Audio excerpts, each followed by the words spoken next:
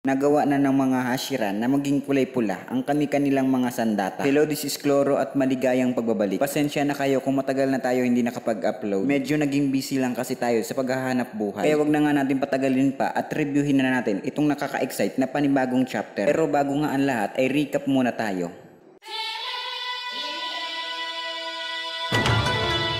Sa nakaraang chapter nga na kung saan patuloy nakikipaglaban kay Muzan itong mga natirang Hashira. Pero naging tagilid nga itong ating mga bida dahil kumalat na nga itong demon blood ni Muzan sa kanilang mga katawan na kung saan nagsisilbi nga itong lason at nagiging resulta ng kamatayan. At ito nga din ang dahilan kung bakit hindi pa nagkakamalay itong si Tanjiro. Sinabi na nga lang dyan ng mga Hashira na hindi na nga daw nila kayang matalo pa itong si Muzan dahil bibigay na ang kanilang mga katawan. Pero sa hindi nga inaasahang pagkakataon ay dumating nga itong si Chachamaru na kung saan binaril nga sila neto ng serum o gamot na gawa ni Tamayo na kayang mag-counter dito sa dugo ni Muzan. At ito nga ang naging dahilan kaya nakakapagpatuloy pa sila sa laban. Kaya naman pinush ni Obanai ang kanyang sarili para matalo itong si Muzan na kung saan nagkaroon na nga siya ng Slayer mark at nagawa niya ngang maging kulay pula ang kaniyang espada. Pero sa hindi nga inaasahan ay nasobrahan siya ng lakas para lang maging kulay pula ang kanyang espada. Kaya naman ang hina nga daw siya saglit at hindi niya na maigalaw ang kanyang katawan. At nang malapit na nga siya tamaan ng atake ni Muzan ay dumating nga itong sila Inosuke, Zenitsu at Kanao na kung saan nagawa nga siya nitong mailigtas sa ginawang pag-atake ni Muzan at tumulong na nga rin ito para kalabanin itong si Muzan nang dahil nga dyan ay nagkaroon nga ng sapat na oras itong mga Hashira para maging kulay pula ang kanilang mga sandata kung saan ito nga ang magiging mabisang panlaban dito kay Muzan sa pagpapatuloy nga ng chapter na kung saan patuloy pa nga rin sila nakikipaglaban dito kay Muzan na kung saan nagagawa na nga nila itong mapuruhan gamit ang kanilang mga pulang sandata. Nanonood na nga lang itong isang Kakushi kung saan nasasaksihan niya ang napakatinding laban kay Muzan dito sa ating mga bida. Napatulala at napahanga na nga lang siya dyan at di niya nga napigilan tanungin ang kanyang sarili na kung kaya nga ba daw ba nila tumagal hanggang sa sumikat ang araw. Kinakabahan at nangangatog na nga daw itong tuhod niya at sinabi na matatalo na nga daw nila itong si Muzan. Dali-dali naman tumatakbo itong si Sanemi at kinuha itong talisman at nilagay niya sa kanyang noo. Magmula nga dyan ay nagawa niya nga maging invisible at nagawa niya nga rin makita itong sila Kanao, Zenitsu at Inosuke kung saan sumisigaw nga itong si Inosuke at sinabi kila Zenitsu na gusto niya nga rin daw maging kulay pula ang kanyang espada. Sinabi naman dyan ni Zenitsu na hindi nga daw yun madaling gawin dahil kailangan nga daw ay may kamay ka na kasing lakas ng isang Hashira. Sinabi na nga lang dyan ni Sanemi na naglalaho nga daw sila kapag sinuot nila itong talisman. Pero nakikita nga daw nila ang isa't isa kung sino man daw ang may gamit nito. Sinabi niya na napakagandang bagay nga daw nito para gamitin kay Muzan at magmula nga dyan ay bigla niya na nga lang inatake itong si Muzan. Breeze of Wind, 7 form.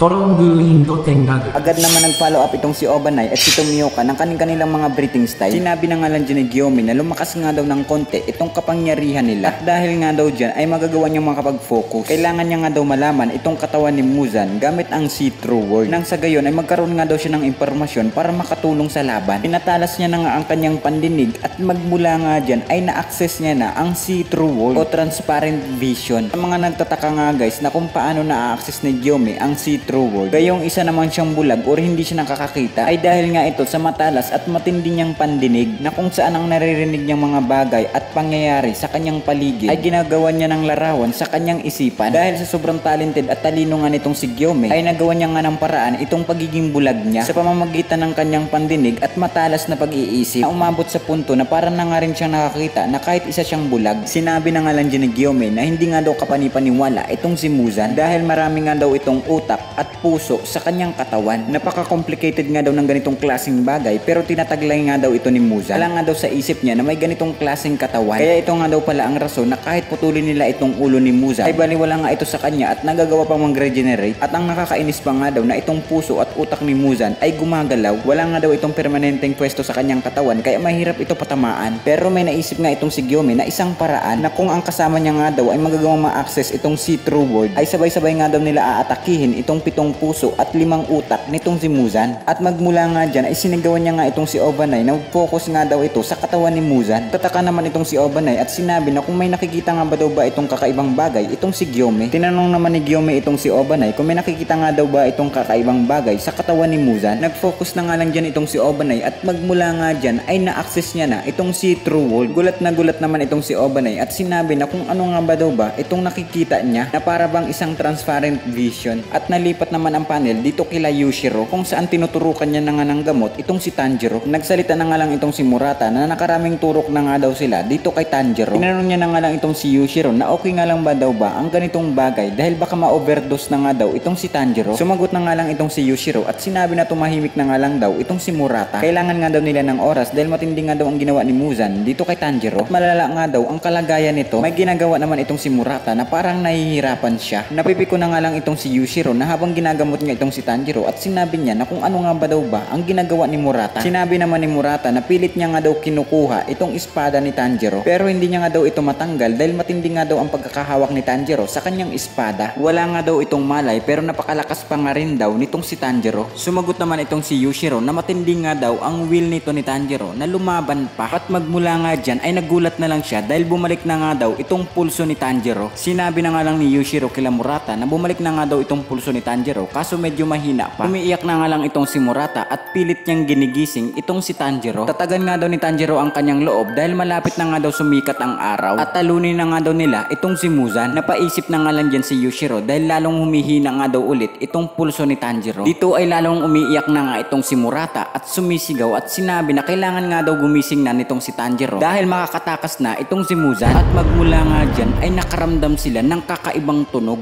na kung saan nagtataka na nga lang itong sila Murata na kung anong tunog nga ba daw ba itong naririnig nila. Nakita naman ni Yushiro na kung saan lalong matinding hinahawakan ni Tanjiro ang kanyang espada at magmula nga dyan ay bigla na nga lang nagising itong ating bida.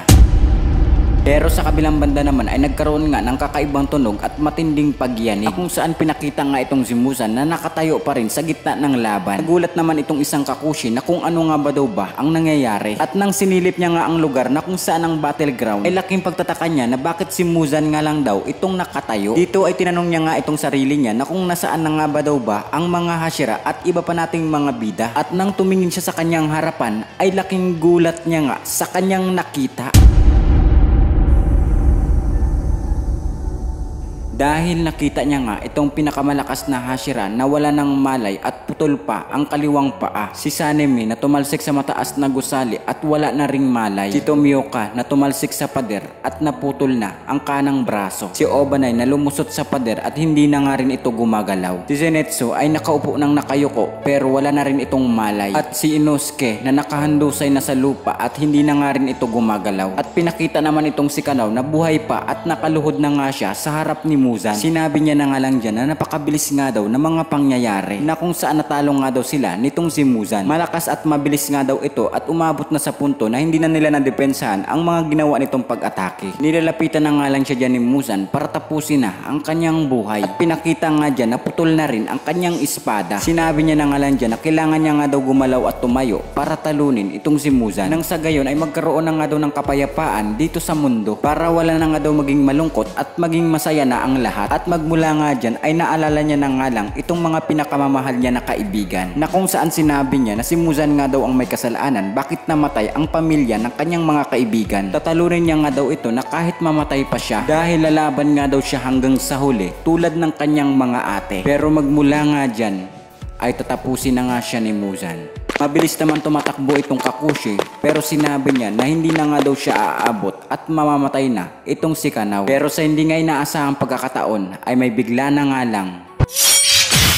Dance of the Firebolt, Shining Ray of Grace. Ay dumating na nga itong ating bida at inatake niya itong si Muzan. Na kung saan gulat na gulat naman itong si Muzan dahil mabilis nga lang naputol ni Tanjiro ang kanyang braso. At nang tingnan niya nga ito ay nasa malayong distansya na at nagawa pang mailigtas itong si Kanao. Napaiyak na nga lang dyan si Kanao at paulit-ulit niyang binabanggit itong pangalan ni Tanjiro. Sumagot naman itong si Tanjiro at nanghihingi nga siya ng despensa dahil nahuli na siya sa laban. Magmula nga dyan ay binigay na nga lang ni Tanjiro sa Kakushi itong si Kanao. Sinabi niya na siya na nga daw ang bahala at ingatan nga daw itong si Kanao. At magmula nga dyan ay bigla na nga lang siyang tumayo at tinignan niya nga ng napakasama itong si Muzan. Sinabi na nga lang dyan ni Muzan na napakapangit na nga daw nitong si Tanjiro at wala na nga daw siyang idea kung sino nga ba daw ba ang mas demonyo sa kanilang dalawa. Pero nung tingnan niya nga ng maigi itong si Tanjiro ay nakikita niya nga ang katauhan ni Yorichi sa kanya. Sinabi na nga lang dyan ni Muzan na nakakasuka at nakakainis nga daw itong si Tanjiro. Nagsalita naman itong si Tanjiro at sinabi niya na tapusin na nga daw nila itong pinagagawang katarantaduhan nitong si Muzan. Dito ay bigla niya na nga lang naalala ang patungkol sa kanyang panaginip na kung saan isang nga itong pamanang alaala patungkol sa kanyang ancestor na walang iba kundi si Sumiyoshi. Sinabi niya na si Yorichi nga daw ay napakatahimik at simpleng tao lang. Pero noong nag-request nga daw itong si Suyako sa kanya na i-perform itong Breath of the Sun ay hindi nga ito nag-alinlangan at agad niya naman itong sinunod. At habang ang pinapakita ni Yorichi itong Breath of the Sun, dito niya napagtanto na napaka-elegante nga daw ng ganitong klaseng bagay na halos umabot na sa punto na hindi na nga siya makahinga dahil sa sobrang ganda. Na habang ginagawa nga daw ito ni Yorichi ay parang hindi na nga daw ito tao kundi para na itong espiritu. Kaya naman nung makita nga daw ito ng kanyang ninuno na walang iba kundi si Sumiyoshi ay agad nga daw nito tinandaan ang bawat detalye ng Breath of the Sun na kung saan wala nga itong nakakaligtaan ni kahit na isang bagay at tinatak niya nga daw ito sa kanyang utak. Kaya naman naintindihan niya na nga daw kung bakit minana ng lahi niya ang Hinokami Kagura. Sinabi na nga lang dyan ni Tanjiro na 100 times nga daw pinapaliwanag sa kanya ang Hinokami Kagura, ang Dance of the Fire God or Breath of the Sun, at lubos niya nga daw itong naintindihan noong pinakita ito ni Yorichi. Kaya naman nang matapos nga daw mag-perform itong si Yorichi ay tuwang-tuwa nga itong si Suyako at ang kanyang anak. Kaya naman nahiya na nga lang itong si Yorichi dahil sa mga papurik na tanggap niya sa mag-ina. Magmula nga dyan ay binigay niya na nga lang ang kanyang earrings dito kay Sumiyoshi. Sinabi na nga lang dyan ni Sumiyoshi na pwede nga daw itong bumisita na kahit anong oras niya gustuhin. Pero nung aalis na nga daw itong si Yorichi ay na-realize niya na hindi na nga daw ito babalik. Malungkot nga daw ang mukha nito noong tumalikod at naglakad na ito ng papalayo. Napagtanto na nga lang nila dyan na umiiyak na nga daw itong si Yorichi habang nililisan ang kanilang lugar. Napatulo na nga lang dyan itong luha ni Sumiyoshi at dito ay sumigaw nga siya at tinawag niya itong si Yorichi. Sinabi niya na iingatan niya nga daw itong mga buhay na pinotektahan nitong si Yorichi. Hindi nga daw ito isang tao na walang silbi. Kaya naman huwag nga daw ito mag-isip na wala siyang narating sa buhay. Hindi nga daw siya papayag na may magsabing masamang bagay patungkol dito kay Yorichi. At dito ay nangangako nga daw siya na ipapasa niya itong Breath of the Sun at ang earrings sa kanyang mga descendant. Kaya naman huwag na nga daw ito maging malungkot at mabuhay ito ng masaya. At magmula nga dyan ay lumingon at nguminti na nga lang itong si Yorichi na napakatamis. Na kung saan nagpasalamat nga ito sa kanya at nagpaalam ng masaya. At bumalik naman ang panel sa kasalukuyang pangyayari na kung saan sinasabi ni Tanjiro na siya nga daw dapat ang magpasalamat dito kay Yorichi dahil niligtas nga daw nito ang kanyang mga ninuno. At kung hindi nga daw dahil sa kanya ay hindi siya pinanganak. At sa tulong nga daw ni Tamayo na kung saan ito nga daw ang demonyong pinagkatiwalaan ni Yorichi na hindi niya pinatay at kanyang pinatakas. At dahil nga daw dyan ay nagawa nilang makorner itong si Muzan. At ang pagpapakita nga daw nito sa kanila ng Breath of the Sun ay nagbigay sa kanila ng abilidad para makalaban na kung saan sa kabila nga daw ng daang-daang taong lumipas ay maayos at magandang napasa sa kanya ang 12 forms ng Breath of the Sun. Tulad na lang ng Waltz, Azure Heaven, Scorching Crimson Mirror, Arhelion Rainbow, Fire Chariot, Bone Burning Sun, Sunflower Lance, Scorching Flame Haze, The Setting Sun, Shining Ray of Grace, Solar Halo, Dragon Dance, at ang panghuli ay Flame Waltz. Ito nga daw yung 12 forms na pinakita nitong si Yorichi. At ang patungkol naman sa 13 form na binanggit ng Flame Hashira ay pinag-isipan niya nga daw itong maigi dahil ang pangalan nga daw ng ibang forms ay magkatulad. At ang halimbawa na nga daw dito ay ang Waltz at ang Flame Waltz. At naalala niya ang sinabi ng kanyang tatay na kapag nagawa niya nga daw ng tama ang paghinga ay magagawa niyang sumayaw ng panghabang buhay. At nagawa nga daw sumayaw ng kanyang tatay ng Hinokami Kagura hanggang sa sumikat ang araw. Kaya naman nung makita niya nga daw itong katawan ni Muzan ay naintindihan niya na ang 13 form na kapag sunod-sunod mo nga daw ginamit itong 12 forms ng Dance of the Fire God ay ang resulta nga daw nito ay ang 13 form. Explain nga muna natin guys para hindi kayo masyadong malito. Kasi nung nakita nga ni Tanjiro na nag-perform itong si Yorichi ng Dance of the Fire God ay sobrang nakita niya nga daw ang pagkakaiba. Napakaganda, elegante, bukod pa dyan ay napakapulido nito kung ikukumpara sa kanya. Pero 12 forms nga lang daw yung pinerform nitong si Yorichi. Kaya naman nagtaka siya kung nasaan nga ba daw ba itong 13 form. Kasi lahat nga daw ng 12 forms ay may mga pangalan. At medyo nalito pa nga siya doon sa Waltz at Flame Waltz. Kasi sa Japanese, ang dalawang pangalan na yan ay may isa lang na pronunciation. At ito nga yung Enbu. Pero nung makita niya nga daw itong katawan ni Muzan gamit ang kanyang see-through world o transparent vision, naintindihan niya na kung paano natalo ni Yorichi itong si Muzan gamit ang kanyang 13 form. Kasi yung katawan nga ni Muzan ay may 7 puso at 5 utak. At ang total nun ay 12 pieces. Kaya naman saktong-sakto nga yung 12 forms doon sa 12 na organs ni Muzan. Kaya naman mabilis mo dapat i-perform yung sunod-sunod na 12 forms ng Dance of the Fire God para makagawa ka ng 13 forms. So ang meaning nga ay wala nga talagang pangalan yung 13 form. Kailangan mo lang ma-perform yung sunod-sunod na 12 forms para makagawa ka nga ng 13 form. Pero alam naman natin na napakahirap nga gawin nun dahil nakakadrain yun ng stamina. Kaya naman dito pumasok yung tatay ni Tanjiro na pinayuhan siya na kapag natutunan nga daw daw ni Tanjiro itong tamang paghinga, ay kaya niyang sumayaw ng panghabang buhay. Tulad nga ng ginagawa niya na kaya niya ngang sumayaw ng Dance of the Fire God nang magdamag hanggang sa sumikat ang araw. So kung naiintindihan nyo na ay magpatuloy na tayo. Sinabi na nga lang dyan ni Tanjiro na ang plano niya nga daw ay iiwasan niya itong mga atake ni Muzan at patuloy niyang hihiwain ang utak at ang puso nito hanggang sa sumikat ang araw gamit ang kanyang breathing style na Dance of the Fire God na kung saan kailangan niya nga daw magawa ang 12 forms ng sunod-sunod. Sinabi niya na nga lang dyan na napakahirap nga daw nito at sigurado siya na imperno nga ang kanyang pagdadaanan. Dagdag pa niya na wala nga daw siyang talent tulad ni Yorichi at ng kanyang tatay. At ang katotohanan nga ay hindi siya sigurado kung mabubuhay siya hanggang sa sumikat ang araw. At wala nga rin daw siyang idea kung paano mapipigilan si Muzan sa gagawin nitong pagtakas. Dahil maging si Yorichi ay hindi nga ito napigilan. Kaya naman naintindihan niya nga daw kung bakit nawala ng pag-asa itong ninuno ng mga Flame Hashira. Dito ay napatanong na nga lang siya sa sarili niya na habang tinitingnan niya itong si Muzan na kung paano nga daw siya magtatagumpay na gayong si Yorichi ay hindi ito nagawa. Pero gayon pa man ay hindi nga daw siya mawawala ng pag-asa at gagawin niya nga daw ang lahat ng kanyang makakaya. Magmula nga dyan ay naalala niya nga itong sinabi ni Rengoku.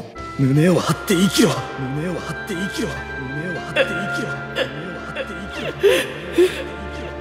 ろ己の弱さや不甲斐なさにどれだけ打ちのめされようとどれだけ打ちのめされようとどれだけ打ちのめされようと心を燃やせ心を燃やせ Na kung saan pag-apoyin nga daw nito ang kanyang puso para sa kanyang minamahal at lampasan nga daw nito ang kanyang limitasyon. Hinawakan nga ni Tanjiro ng sobrang higpit ang kanyang espada.